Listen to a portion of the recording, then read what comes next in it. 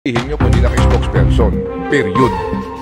Kami po natawag sa spokesperson po ng PNP sa isyong ito, pero hindi ho kami sinasagot as in, no?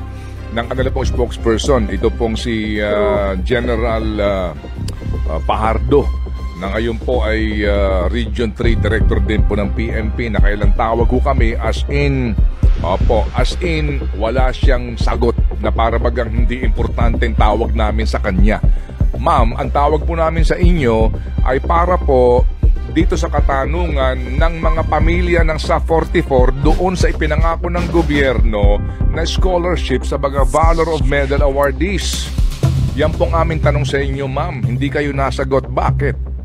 Kami tumatawag din po sa kalihim ng DILG. Nasa abroad lang daw po ngayon at kami po ay nai-refer sa NAPOLCOM pero Friday pa daw po yung aming interview. Napakasimple ng katanungan ng mga pamilyang ito. Ano na yung pinangako ng gobyerno? Ang spokesperson po ng PNP ngayon, di natin maintindihan kung ano mga pinagkakabalahan. Kung di ho kayo spokesperson na ngayon, sabihin nyo kung di na kayo spokesperson. Period.